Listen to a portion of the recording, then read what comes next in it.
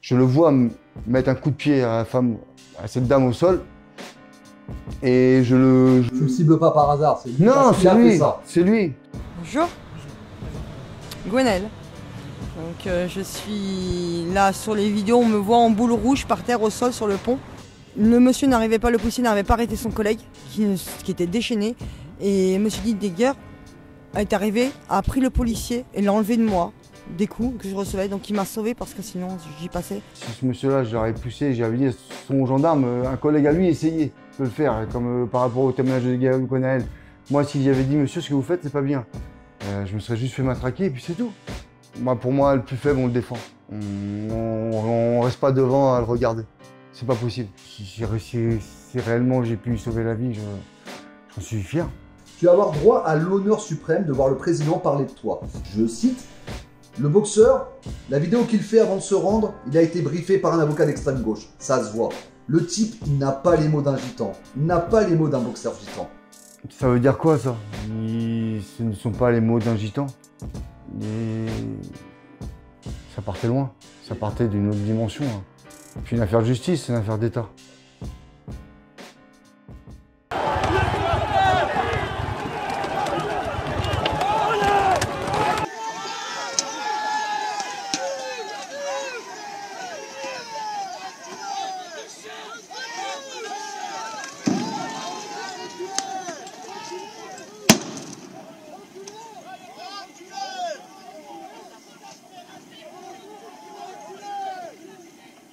Avant de parler du procès, nous sommes obligés d'aborder un autre sujet qui fut très polémique, celui des cagnottes. On est le lundi 7 janvier 2019, le jour où tu t'es rendu.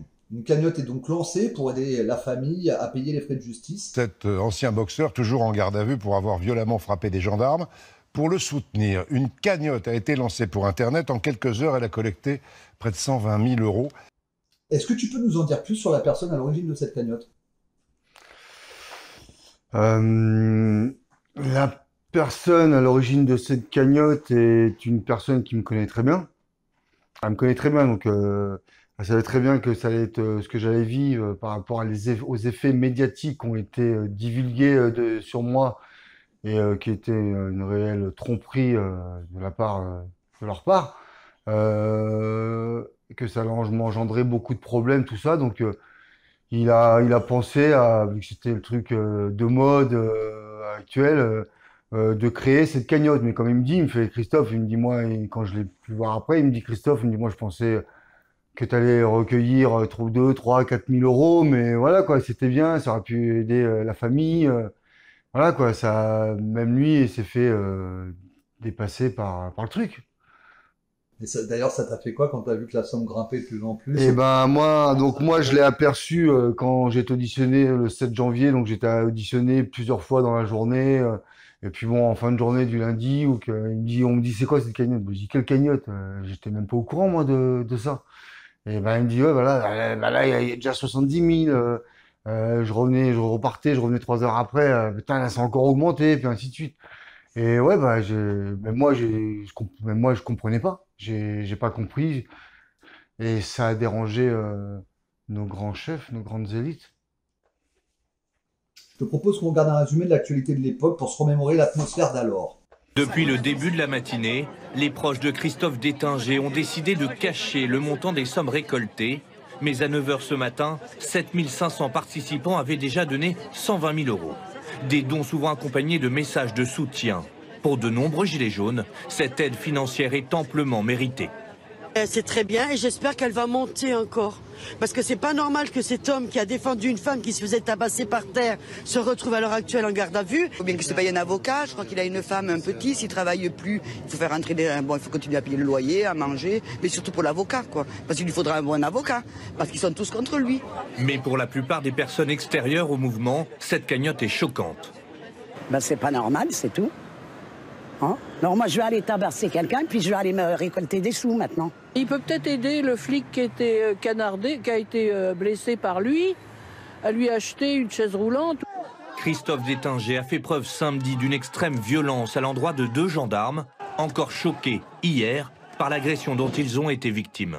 On voit, il remonte ses manches et il vient vers moi avec une envie d'en découdre et a commencé à donner des coups et il visait bien mon visage, il visait ma tête. Les syndicats de police se disent quant à eux révoltés par cette cagnotte. C'est proprement scandaleux, irrationnel. Il faut se rendre compte que d'aller abonder une collecte pour quelqu'un qui tapasse des flics, c'est proprement honteux. L'expérience très récente, actuelle, de ce boxeur qui, au moment où il se rend à la police, ouvre une cagnotte ou fait ouvrir une cagnotte pour recueillir de l'argent et qui recueille à ce jour plus de 100 000 euros, est-ce que ça ne réduit pas à néant toutes les idées de faire payer les casseurs qui peuvent être soutenus par d'autres?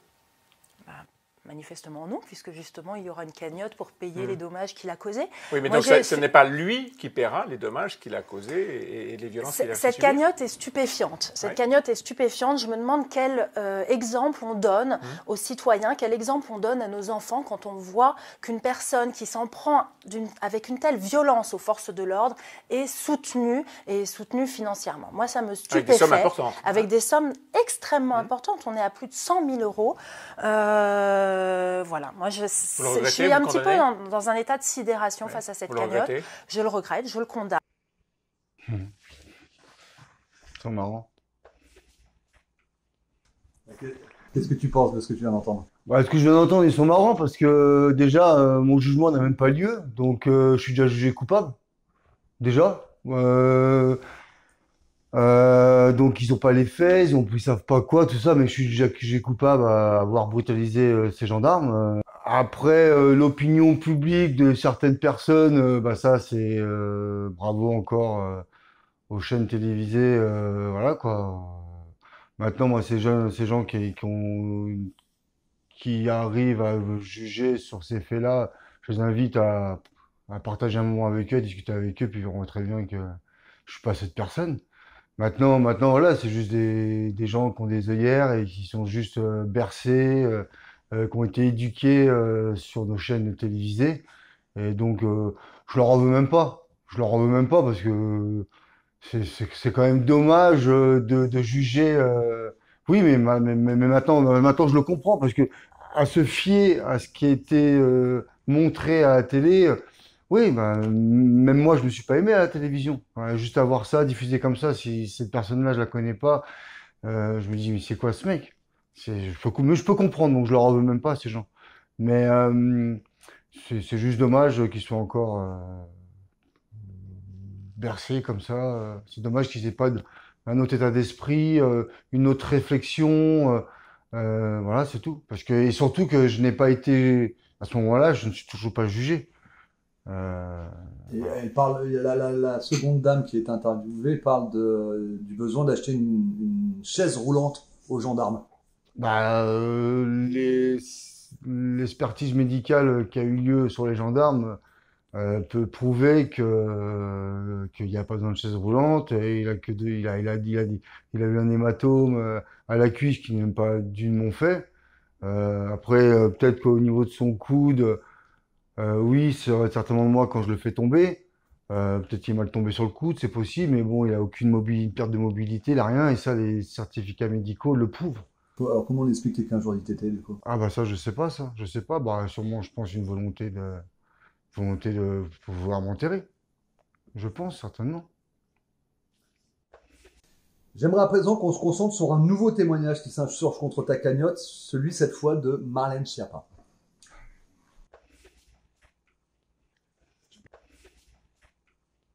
C'est indécent, c'est une honte cette cagnotte. Moi je me pose la question, à quel degré de haine on en est arrivé dans le débat public pour qu'il y ait des gens qui décident de financer des violences gratuites contre une personne dont la responsabilité est de maintenir l'ordre public. Et je crois qu'à un moment, il va falloir dans les commentaires qu'on cesse de faire de la morale à ce sujet, parce que c'est pas une question de bien ou de mal, c'est pas une question de leçon de morale, c'est une question de politique et de valeur de la République. Qui finance les violences contre les forces de l'ordre républicaines ? Je pose la question. Donc vous voulez condamner ceux qui ont financé ? Je ne sais pas s'il faut les condamner. En tout cas, je pense qu'il faut être extrêmement ferme là-dessus. Je pense qu'il serait souhaitable, effectivement, de savoir qui a donné à cette cagnotte, parce que je crois que c'est une forme de complicité.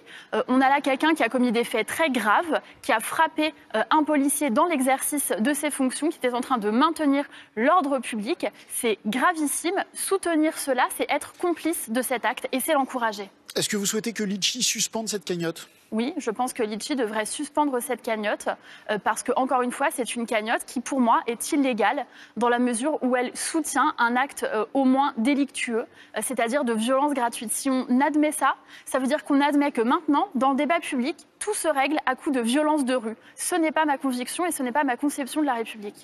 Écoutez, nous allons voir s'il est condamné ou pas par la justice. Vous avez raison de rappeler qu'il est présumé innocent, mais enfin, il y a quand même, il faut cesser l'hypocrisie, il y a quand même des images qui montrent cet homme frappé à coups de poing extrêmement violemment, et il me semble que ça a été d'ailleurs reconnu par son entourage et partiellement par lui-même, frappé très violemment, de façon gratuite, un policier. Moi, je me demande où sont les cagnottes de soutien à ce policier qui doit être peut-être traumatisé. Où sont les cagnottes dans ces cas-là de soutien aux orphelins de la police, aux orphelins des pompiers? Je pense qu'à un moment, il faut peut-être remettre un petit peu de rationalité dans le débat public. Ce n'est pas parce qu'on enfile un gilet jaune qu'on a tous les droits et qu'on est au-dessus des lois de la République.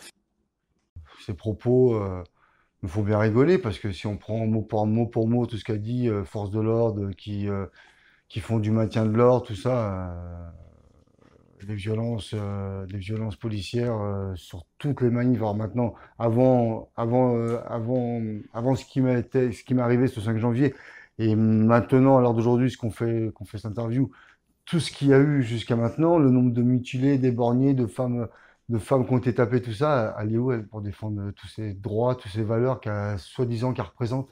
On ne l'a jamais vu. Hein. On ne l'a jamais vu défendre quelqu'un. Et des vidéos de violences policières sur des femmes, il y en a eu beaucoup. Ouais. Je sais pas, donc bon, moi son discours m'atteint même pas, on va dire. Un discours politique, quoi. Ouais, m'atteint même pas, voilà, quoi, comme on a dit, c'est plus une affaire politique, c'est tout. C'est parce que réellement, judiciairement, si on prend une justice qui est saine, qui est correcte, jamais m'aura arrivé ce qui m'est arrivé. Jamais. Juste avant de passer au procès, j'aimerais que l'on se souvienne d'une dernière chose au sujet des cagnottes. Pour concurrencer ta cagnotte et le scandale qu'elle a provoqué, Renaud Muselier a décidé de lancer une cagnotte également à l'attention des forces de l'ordre. Je te propose de regarder cet extrait. Peu après 13h30, la cagnotte a atteint plus d'1 million d'euros grâce à près de 37 000 contributeurs. Un soutien exceptionnel aux membres des forces de l'ordre blessés lors du mouvement des Gilets jaunes. Ça me fait chaud au cœur, ça fait chaud au cœur de tous mes collègues policiers et gendarmes.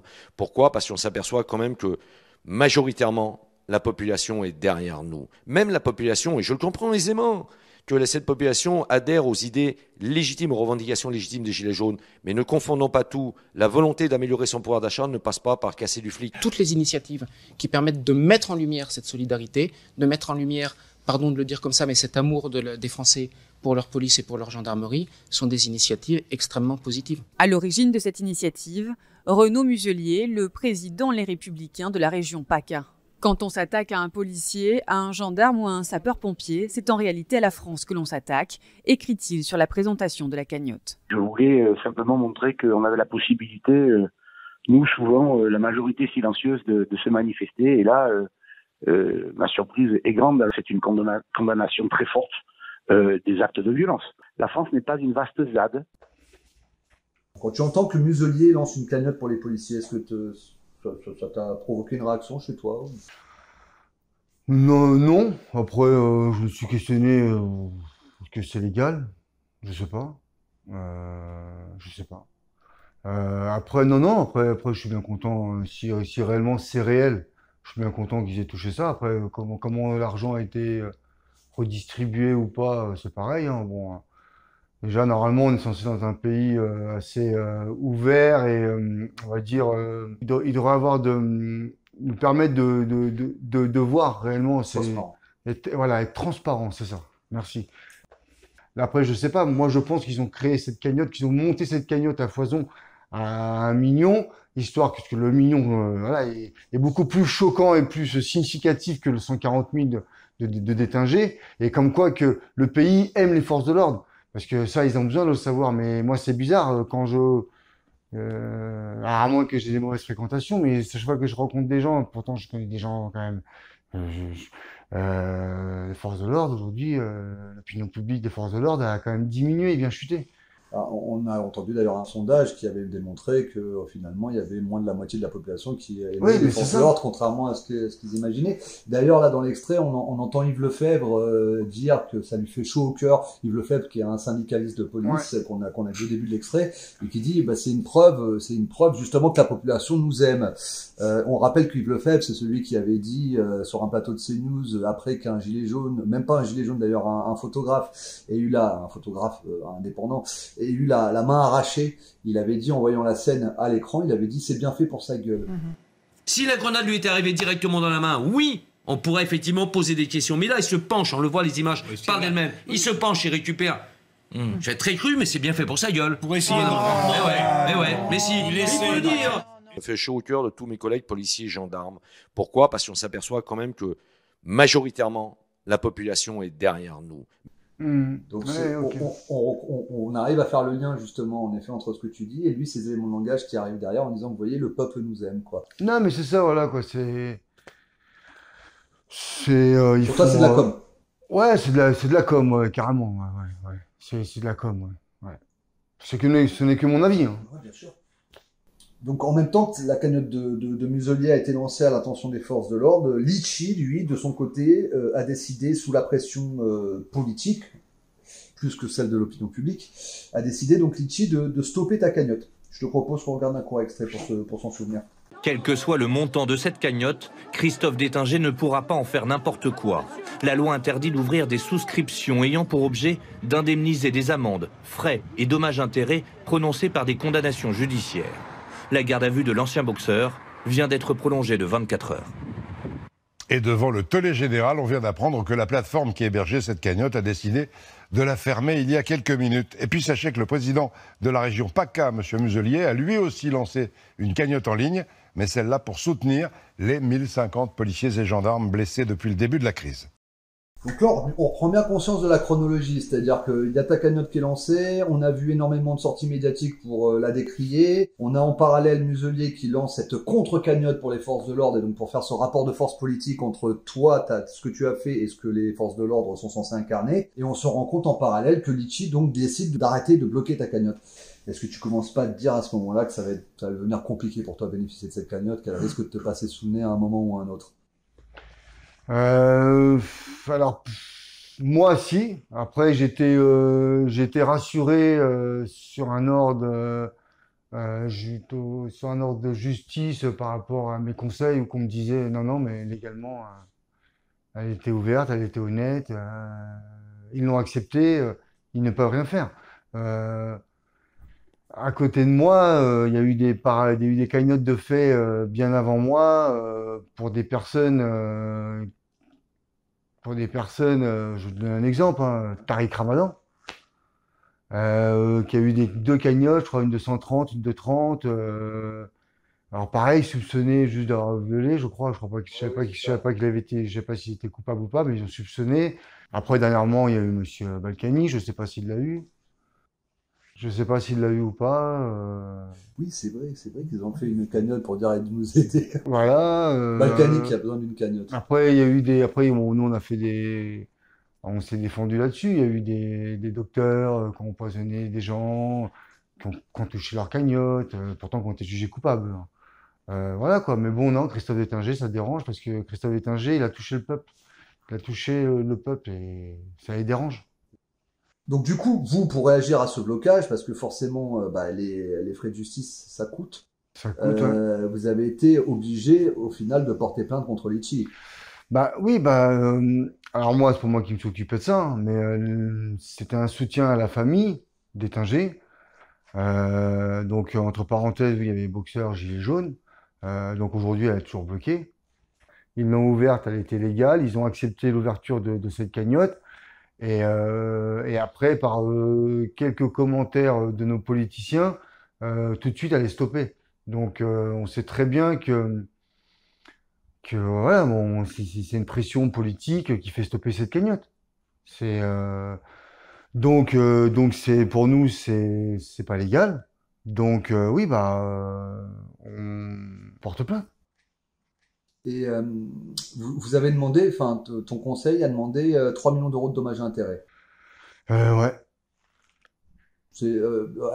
Ton conseil part de l'idée que si la cagnotte était restée vivante pendant le même temps, ou du moins un mois, le temps alloué, si on additionnait jour après jour, en fait, ça revenait à peu près à la perte cette de somme. chance, mathématiquement, après c'est une règle mathématique, tout ça. Après, on est resté sur ce truc-là, sur le truc où que légalement, si c'est vraiment un problème de justice légalement, ils étaient obligés de me restituer cette cagnotte.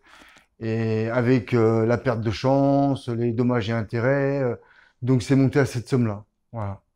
Et du coup, tu fais comment pour assurer tes frais d'avocat, sachant que tu as pas d'aide? C'est compliqué.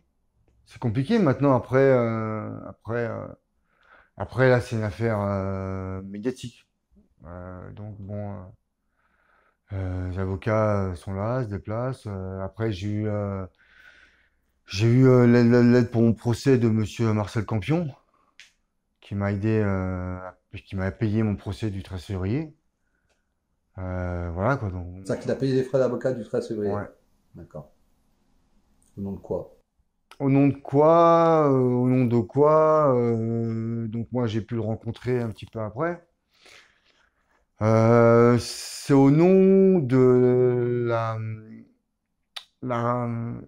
la répression judiciaire qui était sur moi pendant les quelques jours.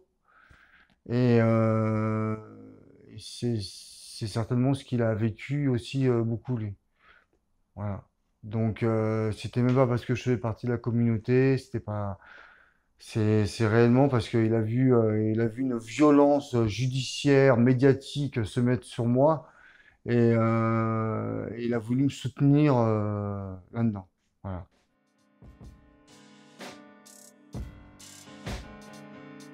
Et parmi les scènes de violence des Gilets jaunes qui ont marqué les esprits, celle impliquant un ex-boxeur face à 2 gendarmes mobiles.